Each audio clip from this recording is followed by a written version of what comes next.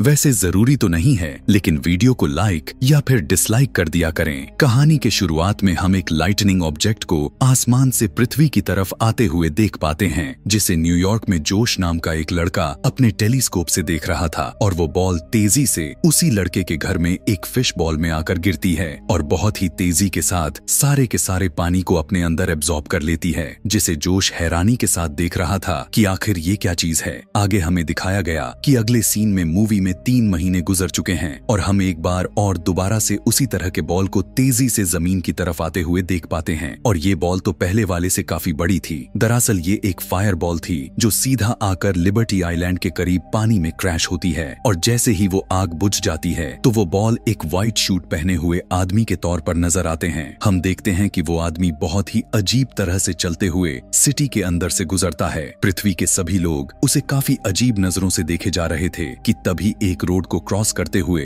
वो एक कार से काफी जोर से टकराता है, लेकिन देखने को मिला कि उसे तो कुछ भी नहीं होता, बस उसके पैर अजीब तरह से मुड़ गया था और जैसे ही कार ड्राइवर उसे रेस्क्यू करने के लिए बाहर आती है तो उसी वक्त वो आदमी वहां से गायब हो जाता है। इसके बाद वो एक सुनसान सी जगह पर जाकर खड़ा हो जाता है और हम देख पाते हैं कि उसका कान एक गेट की तरह ओपन होता है जिसमें से एक टाइनी मैन बाहर निकलता है और वो एक रोप की मदद से उस सफेद कपड़े वाले आदमी के लेग्स पर आता है और वहां पर भी एक छोटा सा गेट था जो वो आदमी वहीं करीब लगे हुए बटन से उसे खोल देता है, जहां इसे बहुत सारे वायर्स डिफेक्टेड मिलते हैं और वो टाइनी मैन उसके लेग की वायर को रिपेयर करना शुरू कर देता है और यहाँ पर लेग को कंट्रोल करने वाला आदमी उसके ब्रेन के पास जाता है और यह सब कुछ देखकर हमें पता चल पाता है कि ये कोई आदमी या फिर कोई एलियन नहीं है, बल्कि ये एक पूरी की पूरी स्पेसशिप है जिसको 100 टाइनी मैन के साथ एलियंस कंट्रोल कर रहे हैं। हम जान पाते हैं कि इस शिप के सारे क्रू मेंबर्स को नंबर से इंट्रोड्यूस करवाया गया हुआ है, जिसमें क्रू नंबर 1 इस शिप का कैप्टन है और क्रू नंबर 2 उसका असिस्टेंट है और आने वाले टाइम में वो दरअसल कैप्टन ही नजर आने वाला है और क्रू नंबर 3 यहाँ के सिस्टम इंचार्ज है। शिप का कैप्टन उस शिप को कमांड बैग से कंट्रोल करता है। यहाँ पर हर बॉडी पार्ट्स को कंट्रोल करने के लिए वहाँ पर टाइनी एलियंस लगे हुए थे जो हर चीज हर काम का रिपोर्ट कैप्टन को करते थे। यहाँ पर रिपोर्ट कैप्टन को सिस्टम इंजीनियर की तरफ से बताया जा रहा था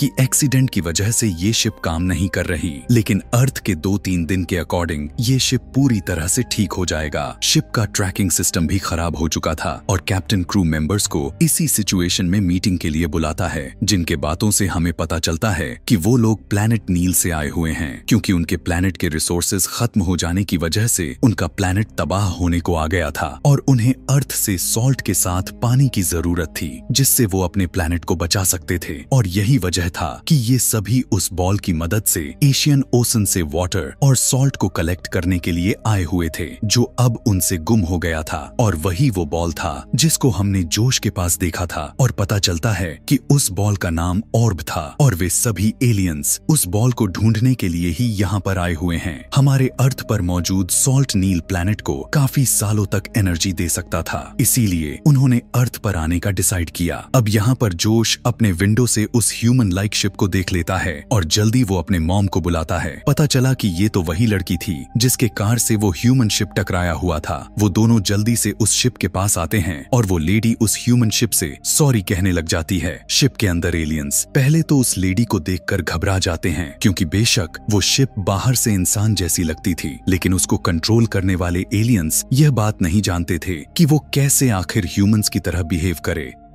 अभी वो किसी इंसान से फर्स्ट टाइम बात करने जा रहे थे और इसी काम के लिए वो फौरन से गूगल का हेल्प लेते हैं ताकि वो ह्यूमंस के बिहेवियर को आसानी से जान सके और उनसे बात करने में आसानी हो। वो शिप का कैप्टन उस लेडी से बस ऐसे ही बात करने की कोशिश करता है। यहाँ दूसरे तरफ हम पुलिस ऑफिसर्स को देखते हैं जो उस मिस्टीरियस बॉल को ढूंढने की कोशिश किए जा रहे थे। वो लोग उस जगह पर जाते हैं जहाँ पर वो शिप लैंड हुआ था। क्रैश वाले साइड पर उन्हें किसी आदमी के फेस इंप्रेशन मिलते हैं जिससे उन्हें यह पता चल जाता है कि वो कैसा दिखता है। पूरे शहर में उसे ढूंढने की कोशिश की जा रही होती है और यहाँ वो ह्यूमन शिप उस लेडी से बात करने की कोशिश कर रहा था, लेकिन जैसे ही वो शिप उस लेडी से बात करने की कोशिश करता ही है तो फ्रिक्वेंसी ज्यादा होने की वजह से आसपास की चीजें टूटने बिखरने लग जाती हैं। फिर फ्रिक्वेंसी सेट करने की वजह से वो शिप उस लेडी को कहने लगा कि आई एम ओके। फिर वो लेडी जोश को स्कूल भेजकर उस ह्यूमन शिप को अपने घर पर डिनर के लिए इनवाइट करती है। शिप का कैप्टन उस लेडी से बात करते हुए खुद को डेव नाम से इंट्रोड्यूस करवाता है। दरअसल इस नाम को उन्होंने अभी अभी गूगल से सर्च किए थे और यहाँ से हम भी इसे मूवी में डेव ही कहने वाले हैं। डेव के आंखों से शिप के क्रू मेंबर्स जोश के पास एक पिक्चर्स देखते हैं जिसमें उन्हें उनकी गुम हुआ बॉल यानी ऑर्ब नजर आ जाती है। यहाँ पर जोश की मॉम डेव की बताती है कि ये बॉल जोश ने अपने साइंस एग्जीबिशन में दिखाई थी और अब शिप में मौजूद के लोग जोश के लोकेशन को ट्रेस करने लग जाते हैं और डेव लेडी को एक्सक्यूज करते हुए वहाँ से चला जाता है। डेव के मूवमेंट को यहाँ पर क्रू नंबर 2 कंट्रोल किया जा रहा था, जिसको इंसानों पर बहुत ही ज्यादा ही गुस्सा आता था क्योंकि कोई भी यहाँ पर रूल्स एंड रेगुलेशन को फॉलो नहीं कर रहे, क्योंकि यहाँ के हर एक इंसान रूल्स और रेगुलेशन के खिलाफ चलता जा रहा था। और अब उनका चीफ नंबर 2 के गुस्से में आते हुए देखकर क्रू के डॉक्टर को उस पर नजर रखने के लिए कह देता है। और जब डेव एक पार्क से होता हुआ गुजर रहा था तो सारे बच्चे उसके ड्रेसिंग को देखकर उसे आइसक्रीम मैन समझने लगते हैं। इसीलिए डेव अपने कपड़े को चेंज करने के लिए एक मॉल में चला जाता है और अब जबकि उसे कपड़े खरीदने के लिए उसे पैसे चाहिए थे, इसीलिए वो अपने साथ में लगा हुआ स्कैनर के मदद से रखे हुए पैसों को स्कैन करने लग जाता है और ड्रेसिंग रूम में जाकर अपने बॉडी से सेम प्रिंट निकालता है। इसके बाद डेव अब जोश के स्कूल जाता है जहाँ पर प्रिंसिपल उसे टीचर समझकर उसे क्लास में भेज देते हैं। लेकिन डेव जोश को क्लास से बाहर लाकर पूछने लगा कि उसकी वो बॉल ऑर्ब कहाँ है। तब वो बताता है कि उसके क्लास के कुछ बुरे लड़के ने उसके बॉल को ले ली थी। फिर जोश डेव को उस लड़के के घर पर लेकर जाता है जहाँ उन्हें वो लड़का तो नहीं मिलता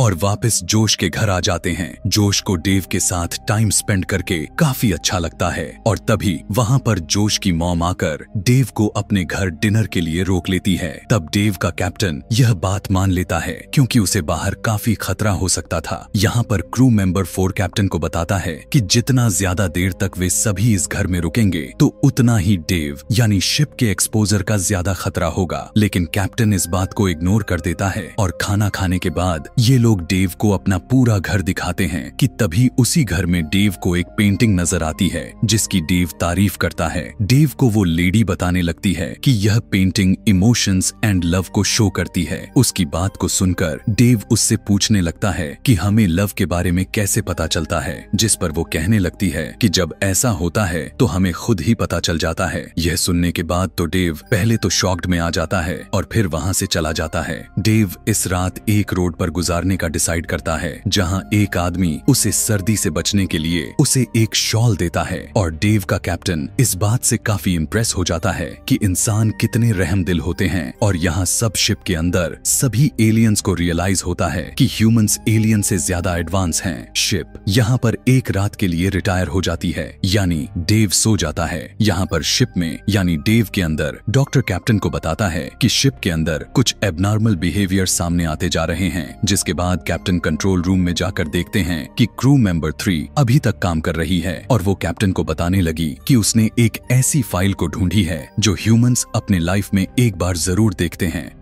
और ये दरअसल एक अमेरिकन इमोशनल मूवी थी, कैप्टन और नंबर 3 उस मूवी को देखते हैं जिसकी एंड पर वो दोनों रो रहे थे। इसके बाद कैप्टन और नंबर 3 दोनों नींद पूरी करने के लिए चले जाते हैं। अगले दिन जैसे ही आता है तो पता चला कि डेव की बैटरी तो सिर्फ 20% ही रह गया है और पुलिस भी उसे ढूंढे जा रही थी। यहाँ पर हम देखते हैं कि डेव जोश के साथ पार्क में जाता है। वहाँ पर ट्रेन ड्राइव लेने के बाद वो ईटिंग कंपटीशन में पार्टिसिपेट लेता है और कंपटीशन को जीतने पर मिलने वाला सॉफ्ट टॉय वो जोश की मम्मी को देता है। यहाँ से बाहर निकलने पर डेव देखता है कि कुछ बच्चे जोश को बुली किए जा रहे थे, इसीलिए उन्हें पनिशमेंट देने के लिए डेव उन्हें उल्टा कर देता है जिससे उन्हें ऑर्ब यानी एलियंस की वो बॉल भी मिल जाती है, जिससे डेव यानी शिप के अंदर के वो एलियंस बहुत ही ज्यादा ही खुश हो जाते हैं और डेव जोश के फैमिली को डिनर के लिए इनवाइट करता है। दरअसल वो जोश के मॉम की बर्थडे को सेलिब्रेट करने के लिए ऐसा करता है, लेकिन क्रू मेंबर 2 कैप्टन के इस बात से मना करता है। वो कहने लगा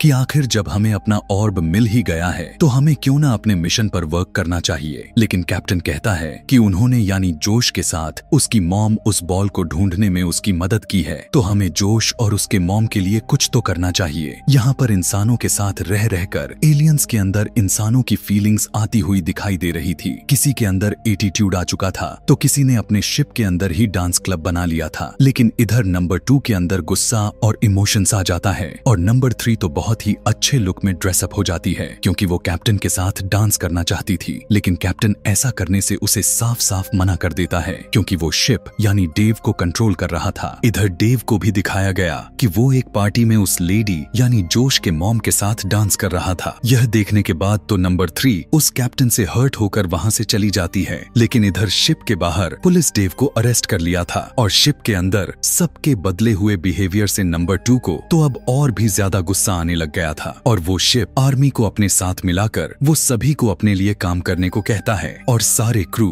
यहाँ तक कि नंबर 3 भी नंबर 2 के साथ मिल जाती है। पुलिस स्टेशन जहाँ इन्वेस्टिगेशन रूम के अंदर डेव के ओपन स्पीकर्स की वजह से ऑफिसर्स एलियंस की सारी बातें सुन रहे होते हैं। तब उनकी बातों से पुलिस को लगता है कि ये एक एलियन सोल्जर है, जिसके बाद यहाँ के वो दोनों पुलिस ऑफिसर्स इन्वेस्टिगेशन रूम से चले जाते हैं। शिप के अंदर अब न्यू लीडर सभी को वार्न करते हुए कहने लगा कि अब यहाँ पर कोई भी गलत बिहेवियर शो नहीं करेगा कि तभी इन्वेस्टिगेशन रूम के अंदर डेव यानी वो शिप अपने हैंड पिस्टल को यूज करते हुए पुलिस स्टेशन के वॉल को तोड़ देता है और यहाँ से बाहर जाने लग जाता है। पुलिस उसे रोकने के लिए उसे शूट तो करती है, लेकिन उनके कोई भी बुलेट उसके बॉडी यानी शिप पर किसी भी तरह का प्रभाव नहीं पड़ रहा था। डेव यानी उस शिप के अंदर एक एलियन अपने न्यू लीडर के गुस्से से बचने के लिए शिप से बाहर जंप कर देता है। डेव के आंखों के थ्रू लीडर यानी नंबर 2 जो अब काफी गुस्से में आ चुका था, वो अब जोश की मदर को देख लेता है और अपने न्यू लीडर के अकॉर्डिंग डेव अपने नए मिशन को पूरा करने के लिए आगे बढ़ जाता है। यहाँ पर हम देखते हैं कि नंबर 2 जोश में आकर अपने काम को अंजाम देते जा रहा था, जिससे अब जाकर नंबर 3 की मिशन खराब होने की टेंशन हो जाती है। इसीलिए वो जल्दी से अपने असली कैप्टन यानी नंबर 1 को छुड़वा लेती है, लेकिन वो दोनों उनके हाथों पकड़े जाते हैं और उन दोनों को डेव के नाक के जरिए बाहर निकाल दिया जाता है और वो टाइनी एलियन ह्यूमन से बचने के लिए कोशिश करने लग जाते हैं कि तभी दोनों लड़ते हुए एक प्लास्टिक बैग को देखते हैं और वो उसे हॉट एयर बैलून की तरह यूज करके शिप तक पहुंचने की कोशिश करते हैं, लेकिन वो तो बैग एक बस के विंडो स्क्रीन वाइपर पर जाकर स्टक हो जाता है। वो वाइपर भी एक लॉन्चर का काम करता है और वो सीधा उन दोनों को डेव पर फेंकता है और यहाँ पर कैप्टन नंबर 3 से सॉरी कहता है और कहता है कि अगर तुम मेरी इस ट्रिप में मेरे साथ ना होती तो शायद ये मेरे लिए इतना आसान ना होता। इसी दौरान वो दोनों डेव के अंदर यानी शिप के अंदर चले जाते हैं। यहाँ डेव यानी शिप एक कार को रोकती है ताकि उसे ज्यादा टाइम के साथ उसका एनर्जी वेस्ट ना हो और उसे लिबर्टी आइलैंड जाने के लिए कहती है। दूसरी तरफ जोश अपने मॉम से कहता है कि डेव ऐसे बुरे काम नहीं कर सकता और हमें उसके पीछे जाकर उसकी हेल्प करनी चाहिए। यहाँ पुलिस स्टेशन के अंदर पुलिस को वो टाइनी एलियन भी मिल जाता है जिसने डेव यानी शिप वाले कान के अंदर से जंप किया था, जिसे देखकर वो डेव का पीछा करने का ऑर्डर देता है। यहाँ लिबर्टी आइलैंड पर जाकर न्यू कैप्टन डेव को ऑर्डर देते हुए कहने लगा कि वो बॉल को यानी ऑर्ब को एक्टिव करके पानी में गिरा दे ताकि वो वहाँ से समुद्री सॉल्ट को कलेक्ट कर सके, लेकिन ऐसा करने से पहले ही वहाँ पर फर्स्ट कैप्टन भी आ जाता है और वो डेव को ऐसा करने से रोक देता है। और यहाँ डेव के अंदर यानी शिप के अंदर मौजूद सभी लोगों को बताया जाता है कि कैप्टन ने दोबारा से कंट्रोल ले लिया है, जिससे सारे के सारे क्रू मेंबर्स उसकी बात मान जाते हैं। लेकिन यहाँ पर शिप यानी डेव को जमीन पर गिरने से उसके हाथ से वो बॉल वाला ऑर्ब भी गिर जाता है और स्लीप होता हुआ होकर पानी में चला जाता है और अब जो नहीं होना चाहिए था वही हो जाता है। वो ऑर्बोसेन का सारा पानी अपने अंदर एब्जॉर्ब करने लग जाता है, जिसे कैप्टन रोकने की काफी कोशिश तो करता है, लेकिन इस काम के लिए काफी एनर्जी की जरूरत पड़ने वाली थी जो कि उसके पास तो नहीं थी। अब यहाँ पर वो अर्थ को बचा सकते थे या फिर अपने प्लेनेट पर वापस जा सकते थे। तब कैप्टन अपने क्रू से अर्थ को बचाने के लिए परमिशन लेता है, जिस पर सारे के सारे एग्री भी हो जाते हैं क्योंकि उन्होंने अर्थ से बहुत कुछ सीख लिया था, दूसरों के साथ कैसे रहा जाता है और उनसे प्यार कैसे किया जाता है, इसी के साथ उनकी मदद भी करना। और अब डेव अपने सारे एनर्जी को यूज करते हुए अर्थ को बचा लेता है, लेकिन पता चला कि यहाँ पर तो डेव की पावर्स ही खत्म हो गई है और इतने ही देर में वहाँ पर पुलिस भी आ चुकी थी। यहाँ पर जोश भी पुलिस के साथ ही था, मगर वो जल्दी से पुलिस का टेजर को यूज करते हुए डेव को चार्ज कर देता है और जैसे ही डेव चार्ज हो जाता है तो उसका मुंह किसी गेट की तरह ओपन हो जाता है, जिसमें से कैप्टन और नंबर 3 निकलकर बाहर आते हैं और वो पुलिस को अपने बारे में सब कुछ बता देते हैं। और वो जोश और उसकी मॉम को बाय कहते हुए यह कहते हैं कि हम किसी और प्लेनेट से अपनी एनर्जी रिसोर्सेज को ले लेंगे, लेकिन अर्थ को नुकसान नहीं पहुंचाएंगे। तब यह बात सुनकर पुलिस उसके दूसरे एलियन को उनके शिप में रख देती है, यानी वही एलियन जो डर कर शिप से जंप लगा दिया था। इसके बाद डेव अपने प्लैनेट पर जाने का तैयारी करता है और उसके पूरे बॉडी से करंट फ्लो होता है और जैसे ही वो ऊपर उड़ने के लिए मूव करता है कि तभी वहां पर FBI की एंट्री हो जाती है, जो हेलीकॉप्टर से डेव पर ट्रैप डालकर उसे पकड़ लेते हैं। और अब जैसे ही ऑफिसर्स उनके पास आने वाले थे, शिप के सारे क्रू मेंबर्स शिप के एक डिटैचेबल पार्ट यानी लाइफ बोट में इकट्ठे हो जाते हैं, जो कि डेव का शू था, और वो उस शू में लगा हुआ रॉकेट को स्टार्ट करते हुए वहां से चले जाते हैं। और यहाँ सबके सामने शिप के साथ नंबर 2 रह जाता है, जिसे वो लोग छोड़ गए थे। यहाँ लाइफ बोट में कैप्टन नंबर 3 को प्रपोज करता है और इसी के साथ ही ये मूवी, ये कहानी यहीं पर खत्म हो जाती है। ऐसी ही और भी मजेदार सी मूवी कहानी देखने के लिए कमेंट में नेक्स्ट लिखना ना भूलें। Thanks for watching.